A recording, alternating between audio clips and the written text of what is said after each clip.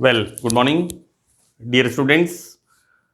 Myself, Dr. Ashish Garg, Associate Professor in Chemistry, SET, RN Ruia, Government College, Ramgarh, Shekhawati, district Sikar, Rajasthan.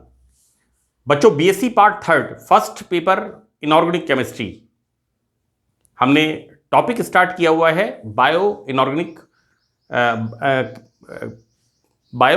Chemistry. बच्चों, मैंने अभी तक 6 part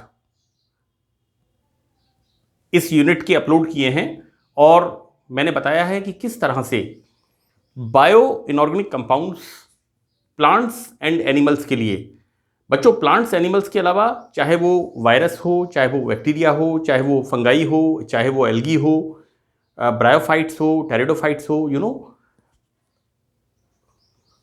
for the micro organism, ये जो inorganic elements हैं ये एसेंशियल एलिमेंट्स हैं for the survival of all living organism, right.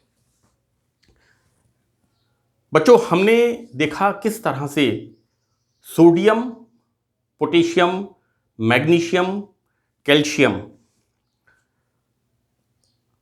Iron का रोल हमने देखा बच्चों मायोग्लोबिन एंड हीमोग्लोबिन के अंदर।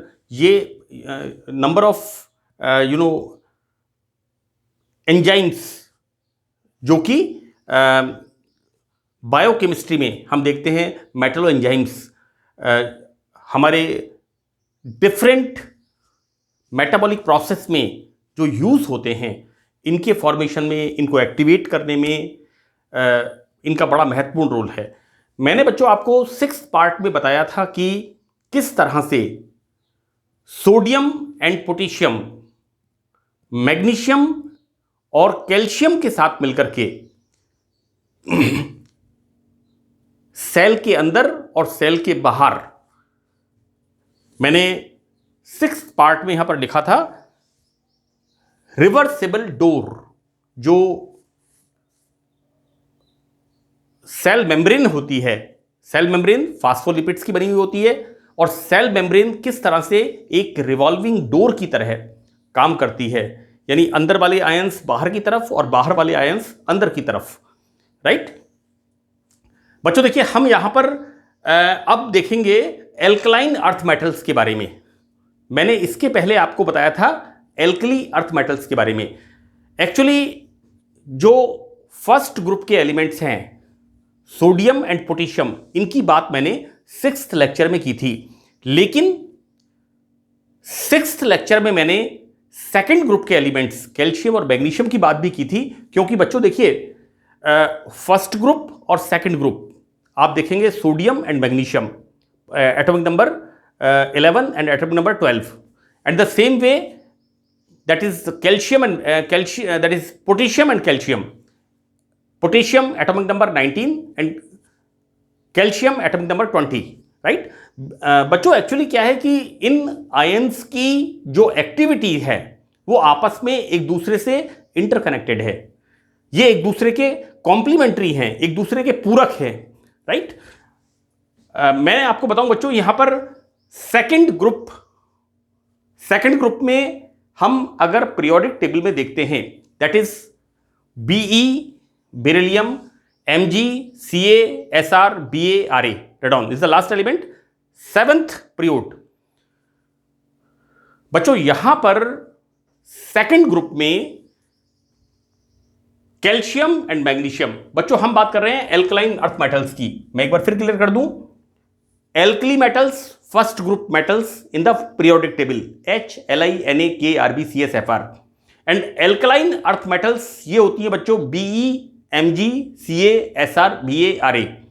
हम यहां पर calcium and magnesium, right, second group metals. तो बच्चों यहां पर ये एल्कलाइन अर्थ मेटल्स आयंस जीवन में अत्यधिक महत्व है और इनके कुछ कार्य, प्रमुख कार्य, मैंने बच्चों इसको बहुत लिमिटेड शॉर्ट फॉर्म में लिखने की कोशिश की है, लेकिन मैं आपको बता दूं कि अगर इनमें से एक भी एलिमेंट डिस्टर्ब हो जाता है तो यहां पर सारा बायोलॉजिकल प्रोसेस डिस्टर्ब हो जाता है।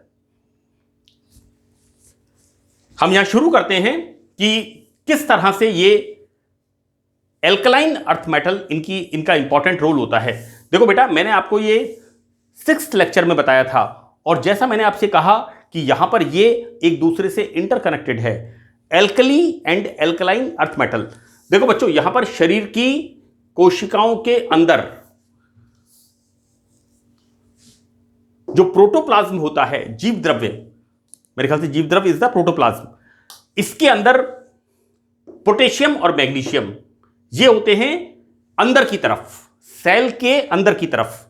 और इसी प्रकार कोशिका के बाहर जो प्रोटोप्लाज्म होता है बच्चों, उसके अंदर आयनिक बैलेंस को मेंटेन करते हैं सोडियम एंड कैल्शियम, राइट। और मैंने आपको ये बताया था 6th लेक्चर में कि किस तरह से जो फास्फोलिपिड्स की सेल वॉल होती है उसके ऊपर ये अटैच हो जाते हैं, और वो एक तरह से उसमें सरूपीय परिवर्तन होता है, कॉन्फॉर्मेशनल चेंज होता है, और एक तरह से रिवॉल्विंग डोर की तरह काम करती है।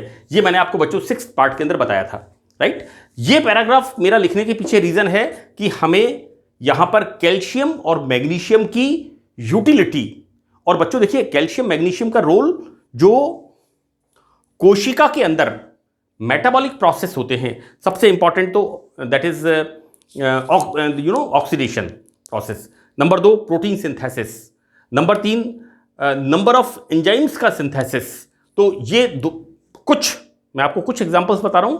Basically this is the part of biochemistry, ये जूलॉजी में फिजियोलॉजी का पार्ट है, राइट। लेकिन मैं आपको सिर्फ ये बताना चाह रहा हूं कि यहां पर कैल्शियम और मैग्नीशियम इनका बड़ा इंपॉर्टेंट रोल है, और यहां पर साथ में इनके एक तरह से बच्चों यहां पर ये जो है ना, इसके potassium and sodium, these are the first group elements, alkali elements, इनका इसके साथ ही रोल है, एंड एक दूसरे के ये कॉम्प्लीमेंट्री होते हैं।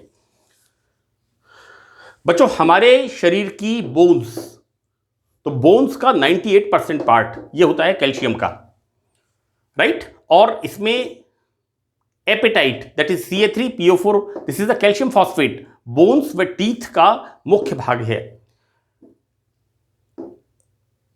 अनेक एनिमल्स में शेल की बात करें हम, मोलास्का, जैसे हम बात करें क्रैब्स के अंदर बात करें, crustacea, myriapoda, insecta arachnida is the arthropoda. Then mollusca के अंदर जो शेल होता है ऊपर का, वो कैल्शियम का बना हुआ होता है। और बच्चों यहां पर एग्स का शेल कैल्शियम का बना होता है। ये बच्चों मैंने कुछ चीजें आपको बताई हैं। हम अगर अपने हेयर्स की बात करें, हम अपने नेल्स की बात करें, हम अपने टीथ की बात करें, these are the exoskeleton of the body. ये सब किसका बना हुआ होता है? कैल्शियम का। और कैल्शियम के साथ जो इंपॉर्टेंट रोल होता है वो मैग्नीशियम एंड आयरन का है ना। हम जब भी बात करते हैं कैल्शियम की तो उसके साथ iron is the essential part है ना। आयरन का रोल सिर्फ हीमोग्लोबिन तक ही सीमित नहीं है या मायोग्लोबिन तक ही सीमित नहीं है बच्चों, आयरन का रोल कैल्शियम के साथ भी इंपॉर्टेंट है, ठीक है ना। तो यहां पर हम देखते हैं कि एग्स के शेल्स और एनिमल्स के शेल्स, ये मैंने एग्जांपल दिया mollusca, that is protozoa, porifera, coelenterata, platyhelminthes, aschelminthes, annelida, arthropoda, mollusca. Mollusca के अंदर जो एनिमल्स के शेल होते हैं, नॉन कॉर्डेट्स की बात कर रहा हूं बच्चों में, है ना। बेसिकली मैं केमिस्ट्री का टीचर हूं और 35-36 साल पहले मैंने बायोलॉजी पढ़ा है। तो ऑर्थोपोडा के बाद मोलास्का के अंदर जो एनिमल्स के शेल होते हैं, ये शेल होते हैं कैल्शियम के, राइट। हम अपनी बच्चों केमिस्ट्री की बात करेंगे, राइट। मैं तो आपको सिर्फ ये बताना चाह रहा हूं कि यहां पर ये जो एल्कलाइन अर्थ मेटल है कैल्शियम एंड मैग्नीशियम, इनका क्या रोल है। सेकंड में हम देखते हैं बच्चों यहां पर प्रमुख कार्य एल्कलाइन अर्थ मेटल। तो यहां पर सेकंड वन, विभिन्न ग्लैंड्स की पेशियों को दबाकर संकुचित करने में। बच्चों एंडोक्राइनिक ग्लैंड्स होती हैं, इन एंडोक्राइन ग्लैंड्स में हार्मोन सिक्रेट आउट होते हैं। तो इनके अंदर जो मसल्स कॉन्ट्रैक्ट होती हैं, एक्सपेंड होती हैं, इसके अंदर कैल्शियम का बड़ा इंपॉर्टेंट रोल होता है बच्चा। तो यहां पर ग्लैंड्स की पेशियों को दबा करके संकुचित करने में, कॉन्ट्रैक्ट करने में और उसमें हार्मोन को रिलीज करने में कैल्शियम का बड़ा इंपॉर्टेंट रोल होता है। तीसरा हम देखेंगे बच्चों, यहां पर बहुत से एंजाइम्स कैल्शियम आयन प्रयुक्त होता है। For example amylase is the important part.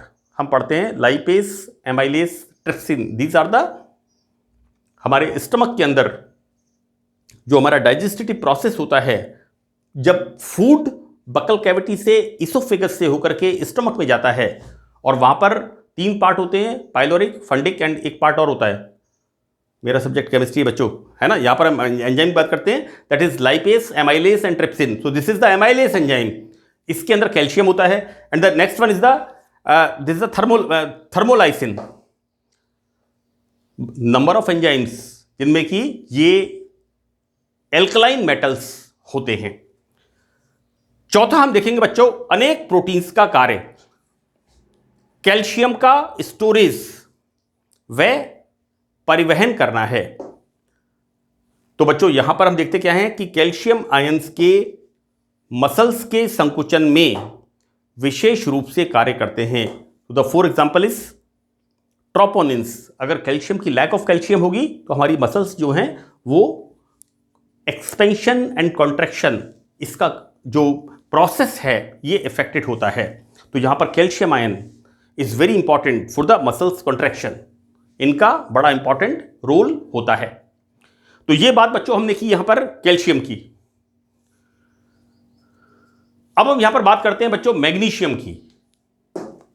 और मैग्नीशियम की जब हम बात करते हैं बायो इनऑर्गेनिक या बायोकेमिस्ट्री के अंदर, तो बच्चों सबसे पहले हम बात करते हैं क्लोरोफिल की, राइट। और क्लोरोफिल ग्रीन प्लांट्स में पाया जाता है, और ग्रीन प्लांट्स में एक प्रोसेस होता है फोटोसिंथेसिस, राइट। यानी फोटो माने लाइट और सिंथेसिस माने synthesis of food in the presence of H new. This is the in the presence of light, in the presence of photon. So the process is photosynthesis, right? यहां पर food का synthesis होता है। और photosynthesis में क्या होता है कि क्लोरोफिल एक फैक्ट्री की तरह काम करता है, जिसमें कार्बन डाइऑक्साइड, वाटर, सनलाइट की प्रेजेंस के अंदर, है ना। बच्चों देखिए क्या होता है कि पेड़ पौधे वातावरण से कार्बन डाइऑक्साइड को जो कि हम छोड़ते हैं उसको एब्जॉर्व करते हैं। जो हमारे ट्रांसपोर्टेशन में, इंडस्ट्री में जो जितनी भी हमारी किसी चीज़ को हम जब बर्न करते हैं, जलाते हैं, तो जो कार्बन डाइऑक्साइड रिलीज होती है इसको पेड़ पौधे एब्जॉर्व करते हैं और ऑक्सीजन को रिलीज करते हैं। यहाँ पर हम बात कर रहे हैं क्लोरोफिल की। तो क्लोरोफिल जो कि एक मैग्नीशियम का पोरफायरिन कॉम्प्लेक्स होता है, यहां पर क्लोरोफिल एटमॉस्फेयर की कार्बन डाइऑक्साइड को ऑब्जॉर्व करता है और वाटर के साथ रिएक्शन करके in the presence of sunlight carbohydrates का निर्माण करता है। तो बच्चों यहां पर क्लोरोफिल ग्रीन प्लांट्स में पाया जाता है और ये एक मैग्नीशियम का कॉम्प्लेक्स है जिसमें पोरफायरिन रिंग्स पाई जाती हैं। बच्चों पोरफायरिन रिंग्स के स्ट्रक्चर को मैंने मेरे 4th या 5th लेक्चर के अंदर मैंने बनाया है, यहां पर मैंने इसको रिपीट नहीं किया है। शरीर में पाए जाने वाले कुल मैग्नीशियम का 50% पार्ट कैल्शियम व फास्फोरस के साथ बोन्स में पाया जाता है। Again important feature, right. हमारी जो बोन्स होती हैं उनके अंदर जो हमारी बॉडी का मैग्नीशियम होता है, तो कैल्शियम के साथ magnesium is the 50% part of the magnesium of the body of the, जो कि हमारे शरीर में मिलता है, वो बोन्स के अंदर हमारा पाया जाता है, राइट। ये बोन्स को स्ट्रेंथ प्रदान करता है।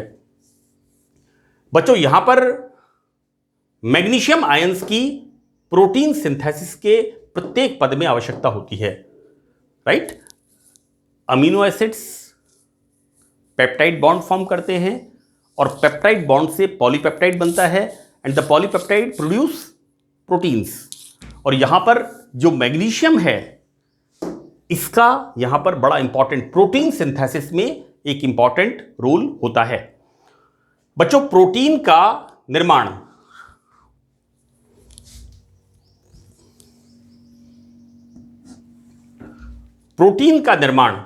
करने वाला स्थान, that is the ribosome magnesium ions की प्रेजेंस में स्थायी होता है। यह बड़ा इंपॉर्टेंट है। अगर मैग्नीशियम आयन नहीं होगा तो प्रोटीन का सिंथेसिस जहां पर होता है वो पार्ट भी स्टेबल नहीं होगा। तो दिस इज द पार्ट, वो स्थान, दिस इज द रेलियोसोम। ये मैग्नीशियम आयंस की उपस्थिति में ही स्टेबल होता है। ग्लूकोज के ऑक्सीकरण के अनेक स्टेप्स में, हम यहां पर रेस्पिरेशन की बात कर रहे हैं, और सेल मेम्ब्रेन में ऊर्जा के स्थानांतरण के लिए मैग्नीशियम आयंस की उपस्थिति आवश्यक है, राइट? क्योंकि हमारे पास जो भी हमारी बॉडी के अंदर मेटाबॉलिक प्रोसेस कहते हैं, है ना, हम सारे पार्ट्स को मिलाकर के इसको हम कह देते हैं कि डाइजेशन हो गया, रेस्पिरेशन हो गया, एंजाइम फॉर्मेशन हो गया, प्रोटीन सिंथेसिस हो गया। तो these all are the metabolic process. तो यहां पर मेटाबॉलिक प्रोसेस के अंदर, but this is the important, magnesium is the important part. अब हम आते हैं बच्चों, नर्वस सिस्टम की बात करते हैं कि नर्व्स के, तंत्रिकाओं के द्वारा इंपल्स के स्थानांतरण में जो तंत्रिकाओं से मैसेज जाता है ना, तो बच्चों यहां पर जो इंपल्सेस हैं उनके स्थानांतरण में न्यूरोमस्कुलर सिस्टम को सुचारू रूप से कार्य करने के लिए, इट्स वेरी वेरी इंपॉर्टेंट, हमारे जो ब्रेन से अलग अलग ऑर्गन्स के अंदर जो मैसेज जाते हैं जिसको हम कहते हैं नर्व्स इंपल्शन, राइट? तो यहां पर बच्चों ये मैग्नीशियम इस काम के लिए बड़ा इंपॉर्टेंट है, दैट इज न्यूरोमस्कुलर सिस्टम को सुचारू रूप से काम करने के लिए, मसल्स के कॉन्ट्रैक्शन के लिए व रिलैक्सेशन के लिए कैल्शियम के साथ साथ मैग्नीशियम आयन की उपस्थिति भी आवश्यक है। हम इसको एक तरह से ये कह सकते हैं बच्चों, calcium and magnesium both are the complementary, ये एक दूसरे के सप्लीमेंट है। यहां पर हम देख रहे हैं कि जितने भी हम बायोकेमिस्ट्री की प्रोसेस पढ़ रहे हैं या हम फिजियोलॉजिकल प्रोसेस पढ़ रहे हैं एनिमल और प्लांट्स का, वहां पर देखते हैं कि कैल्शियम के साथ मैग्नीशियम का होना कंपलसरी है।